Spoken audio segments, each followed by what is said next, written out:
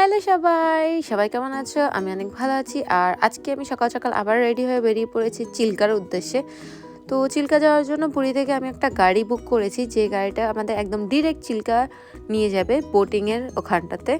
So চলো এখন যাওয়া যাক আমার সাথে একসাথে চিল্কা। তো চিল্কাতে তো কিছু কিছু জিনিস আছে যেগুলো অনেক রেয়ার, যেমন এক ধরনের পাখি প্লাস তোমার ডলফিন আরও রেড ক্র্যাব। দেখা যাক আজকে কতদূর দেখতে পাবো। সকাল থেকে খুব একটা ভালো ওয়েদার না, জেনেও আমরা বেরিয়েছি, কিছু করার নেই। একটু মেঘলা মেঘলা আছে, আশা করি বৃষ্টি পড়বে না। আর যদি বৃষ্টি পড়ে তাহলে আর কিছু করার নেই, যেহেতু আমাদের বাড়ি ফিরতে হবে খুব তাড়াতাড়ি, হাতে খুব লিমিটেড টাইম। চিল্কার কাছে পৌঁছে গেছি, মানে এখনো জলের কাছে পৌঁছাইনি। এটা হচ্ছে সামনে কাউন্টার, এখান থেকে আমাদের বোটটা বুক করতে হবে। এবার দেখা যাক যে বুকিংয়ে কত কোটি টাকা লাগে, কারণ আমরা যা শুনেছি তাতে বেশ এক্সপেন্সিভ বোট, যেহেতু আমরা দুজন, বেশি লোক থাকলে তাহলে শেয়ারে হয়ে যায়। দেখা যাক কি হয় না হয়। চলো ভেতরে যাই, ভেতরে গিয়ে চেক করি, তারপর দেখছি। ওই পোর্টটা থেকে আবার চলে এসেছি। এটা হচ্ছে আর একটা পয়েন্ট, এটার নামটা আমি এখনো খুঁজে পাইনি। এটা একটা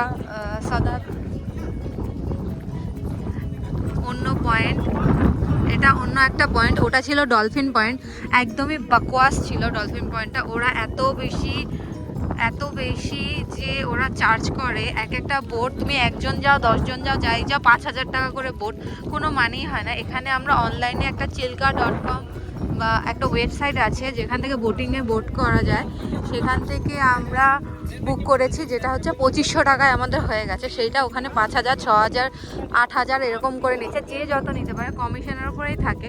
তো খুবই ঘাটিয়া আর খুবই বাকওয়াস জায়গা ছিল ওটা। তারপর ওখান থেকে আমরা টোটো করে এসেছি।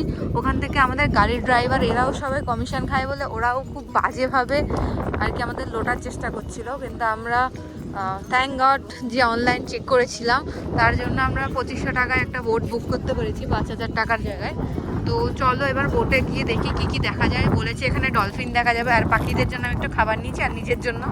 তো চলো এবার যতটা বোটে উঠে দেখতে পাবো সেটাই তোমাদের সাথে শেয়ার করবো। আর সকাল থেকে এই অবধি এখন বাজে প্রায় 12টা, খুবই বাজে এক্সপিরিয়েন্স। আমাদের ড্রাইভার থেকে শুরু করে সবার ব্যবহার খুবই জঘন্য এখানে, কিছু বলার ছিল না। মানে বোটিং করতে এসে এত যে হ্যাসেল হবে আমি বুঝতেই পারিনি। সো যাই হোক, এখন দেখা যাক। এটা তো খুব ইজিলি বুক করা হয়ে গেছে, এবার সেটা কতটা ওয়ার্থ ইট হবে সেটা দেখা যাক। চলো, হচ্ছে আমাদের আজকের রাইড, আমাদের বোট বেশ সুন্দর আপাতত, কিন্তু যদি এটা সকাল সকাল পেতাম তাহলে খুব বেশি ভালো লাগতো। চলো, কতটা ডলফিন দেখতে পারবো আর কতটা ফ্লেমিঙ্গো দেখতে পারবো সেটাই দেখার ব্যাপার। চলো যা যাক অ্যাডভেঞ্চারে। যাত্রা শুরু হয়ে গেছে জলের ওপর। এখন আমাদের বিশাল ঢেউয়ের মধ্যে থেকে যাচ্ছি আমরা ডলফিন দেখতে। তো আমাদের প্রথম নৌকা জার্নি। চলো এবার গিয়ে যখন ডলফিন দেখতে পাবো তখন দেখাচ্ছি। Let's go. খুব মজা লাগছে আর ভয় লাগছে, জল ছিটকাচ্ছে আবার। আমরা একদম মাঝখানটাতে চলে এসেছি, এখানে পাখিগুলো রয়েছে, এখানেই ডলফিন দেখা যাবে। ডলফিন একটু আগে একটা দেখা গেছিলো, কিন্তু আমি সেটা ভালো করে দেখতে পারিনি, ভিডিও করতে পারিনি। তো নেক্সট ডলফিন দেখলে তোমাদেরকেও দেখাচ্ছি। চলো দেখা যাক দেখা যায় কিনা। এখানে গোল গোল ঘুরলে ওরা দেখতে পাবে, তার জন্য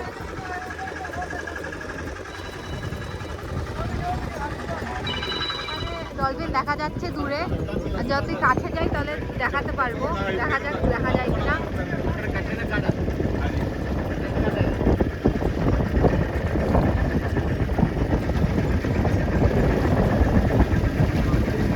ডলফিনই হচ্ছে এখানের অন্যতম মূল আকর্ষণ চিল্কা লেকে।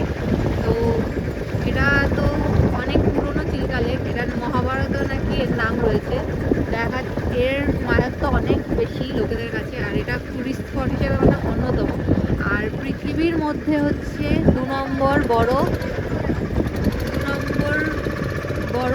লেক আমাদের পুরো পৃথিবীতে। তো এটা না দেখলে অনেক কিছু মিস হয়ে যেত। তো চলো দেখা যাক যে ডলফিন দেখতে পাই কিনা। আমি তো নিজের চোখে দেখতে পেয়েছি, কিন্তু তখন ক্যামেরা বার করতে পারিনি, ক্যামেরায় ক্যাপচার করা যায় কিনা সেটাই দেখার ব্যাপার। এই যে হচ্ছে আমরা খাবার নিয়ে এসেছি, কর্নফ্লেক্স, যেটা কিনে যেগুলো ওরা খাবে, যেটা দাওয়াতে আসবে। আমি জানি না হাতে আসবে কিনা, এটা দেখার বিষয়।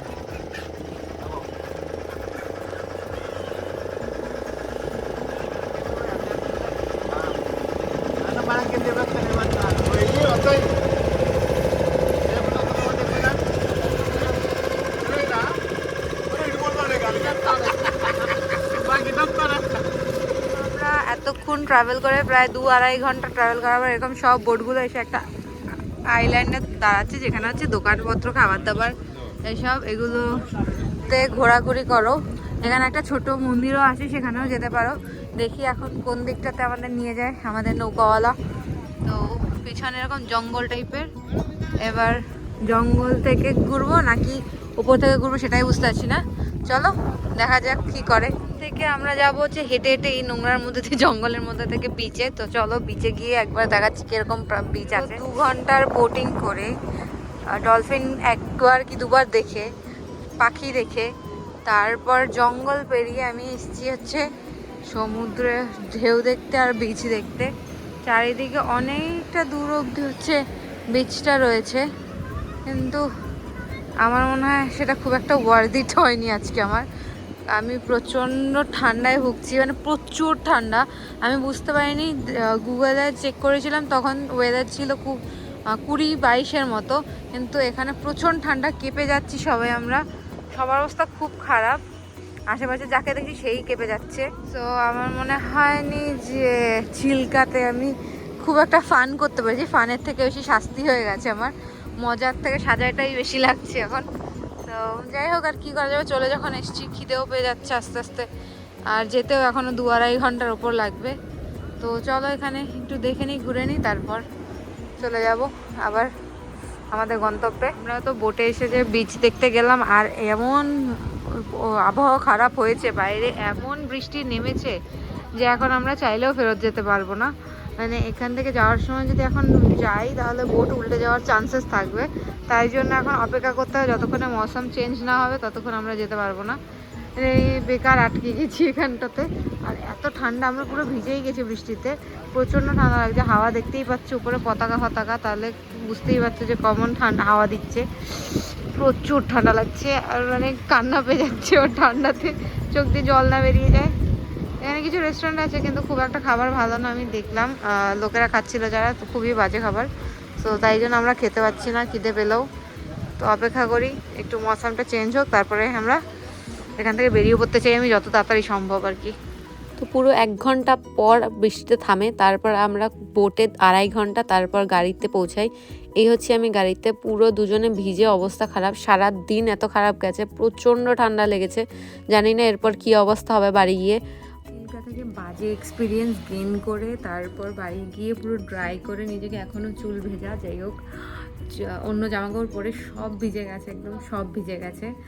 সব কিছু শুকাতে দিয়ে কোনো রকমভাবে একটু রেস্ট করে নিজেকে ড্রাই করে শান্ত করে এসছি হচ্ছে আবার খাবার খেতে। যেহেতু সারাদিনে কোনো খাবার খাওয়া হয়নি, তাই এখন পাশে একটা সং অফ বেঙ্গলস বলে একটা বাঙালি খাবারের জায়গা আছে, সেখানেই এসছি। তো দেখা যাক এদের খাবার কেমন হয়। চলো, এক্সপিরিয়েন্স আজকে সারাদিনের খুব একটা ভালো হয়নি, এবার এটা থেকেই যদি একটু সামান্য মুড চেঞ্জ হয় তো খুবই ভালো, আর না হলে আরও ভালো। কালকে এমনি বাড়ি চলে যাব। তো চলো এখন একটু চা অর্ডার করেছি, চা খাই। বহু ঠান্ডা, সারাদিন ধরে বৃষ্টি পড়ছে, এখানেও বৃষ্টি পড়ছে। তো এখন কোনোরকম ভিজে, আরও হালকা ভিজে গেছি আস্তে আস্তে। তো দেখা যাক কী করা যায়। বসতে বসতে আমাদের চা চলে এসছে। এই হচ্ছে চায়ের কালার, গন্ধ তো ভালোই দিচ্ছে দুজনের। ওর সুগার ছাড়া, আমার সুগারওয়ালা। সুগারটা গলাতে অনেকক্ষণ টাইম লাগবে, কারণ নর্মাল সুগার অবভিয়াসলি। চলো এবার খেয়ে একটু দিয়েছি, তো একটু দেখি খেয়ে গরম হতে পারি কি না। বহুত ঠান্ডা লাগছে ভাই, বহুত ঠান্ডা লাগছে। মনে হচ্ছে আমি ক্যানাডাতেই আছি, ক্যানাডা মিস করছি না একদমই। যে পরিমাণ ঠান্ডা পড়ে গেছে তাতে ক্যানাডার মতোই। ও 2-3টে লেয়ার পরে এসছে, আর আমি যেহেতু লেয়ারই আনি, একটা চাদরে জীবন কাটাতে হচ্ছে আমার। তো চলো, জানি না বাঁচবো কিনা, কালকে বাড়ি ফিরতে পারবো কিনা, দেখা যাক। ফার্স্ট স্টার্টার চলে এসছে দুটো, একটা চিকেন চটপটি, আর ওটা হচ্ছে 65, চিকেন 65। তো চলো খেয়ে দেখি কেমন লাগছে। অনেক দিন ধরে ওয়েট করছিলাম, অনেকক্ষণ ধরেই অ্যাকচুয়ালি খাওয়ার জন্য। প্রচুর খিদে পেয়ে গেছে, সারাদিনের প্রথম মিল। সো লেটস গো, একদম লাফিয়ে এটার উপর ঝাঁপিয়ে পড়ি। আমাদের মেইন কোর্স চলে এসছে, এটা হচ্ছে আমার কাতলা কালিয়া। আলু পোস্ত, আমার বরের পাবদা না সরি পমফ্রেট সর্ষে, আর রাইস। আজকে ফুল বাঙালি খাবো, খুব খেতে পেয়েছে বলে। তো চলো খাওয়াটা স্টার্ট করা যাক। আর স্টার্টার খুবই ভালো ছিল, খুব টেস্টি ছিল, আর চিকেনটা খুবই ফ্রেশ ছিল, বোঝা যাচ্ছিলো খেয়ে। তো দেখা যাক এটা কতটা ফ্রেশ। খাওয়া দাওয়া তো শেষ হয়ে গেছে, কিন্তু ওদের এখানে আজকে হচ্ছে দেখতেই পাচ্ছ ডেকোরেশন হচ্ছে। আজকে ওদের 24 বছর পূর্ণ হয়েছে এই রেস্টুরেন্টের, তার জন্য ওরা আজকে বার্থডে সেলিব্রেট করেছে। আর প্রত্যেকের জন্য একরকম করে কেক দিচ্ছে। ওরা আজকে এখানে বার্থডে সেলিব্রেট করেছে, সেই কেক সবাইকে আর কি দিচ্ছে, প্রত্যেক কাস্টমারকে বিলের আগে। আমরা বিল চাওয়াতে আমাদের কেক দেওয়াতে আমরা একটু অবাক হয়ে গেছি, বাট খুবই সুইট, আমার খুব ভালো লাগলো। যাই হোক, এবার আমি খাবারটা খেয়েছি, খুব ভালো ছিল সত্যি। আমি বলবো অ্যাকচুয়ালি পুরীর বেস্ট খাবার আমি খেয়েছি, উড়িষ্যার মধ্যে আমি বলবো বেস্ট বাঙালি খাবার এখানেই খেয়েছি। আর এটা হচ্ছে এক্সট্রা পাওনা, এতখানি কেক তো খেতে পারবো না, বাট একটুখানি খাবো অবশ্যই, যেহেতু ওরা দিয়েছে তার জন্যে। তো চলো এবার খাবারটা শেষ করে বেরোনো যাক, বহুত ঠান্ডা আর বৃষ্টিও পড়ছে ইভেন। তো লেটস গো, খেয়ে দিয়ে তাড়াতাড়ি রেস্টুরেন্ট থেকে খেয়ে বেরিয়ে নিজেকে আর আটকাতে না পেরে দুজনে দুটো আইসক্রিম নিয়ে নিয়েছি। আমি হচ্ছে কোকোনাট নিয়ে নিয়েছি, আর ও নিয়েছে দুটো ফ্লেভার, কেশর পেস্তা আর নিচে চকলেট রয়েছে। তো জানি যে ঠান্ডা, ঠিক আছে, তাতে আমাদের আর আটকাতে কেউ পারবে না। তো এখানে একটা বড় কোয়ালিটি ওয়ালসের দোকান ছিল, যেখান থেকে নিয়েছি ওয়াফেল কোনে। বেশ টেন্ডার কোকোনাটটা আমি অনেকদিন ধরে খুঁজছিলাম, কোকোনাট ফ্লেভারে থাকে, এর মধ্যে একটু কোকোনাটের লামসগুলোও থাকে, খুব ভালো লাগে খেতে। তো জানি ঠান্ডা, কি আর করা যাবে, ঠান্ডায় কাঁপতে কাঁপতে আইসক্রিমই খাই। তো চলো এবার রুমের দিকে যাওয়া যাক, রুমে গিয়ে চুপচাপ ঘুমিয়ে পড়বো। আর কালকে আমাদের ট্রেন রয়েছে, কালকে বেশি কিছু করব না। সো এই ছিল আজকের মতো ভিডিও, দেখা হবে নেক্সট একটা নতুন ভিডিওতে। ততক্ষণের জন্য সবাইকে টাটা।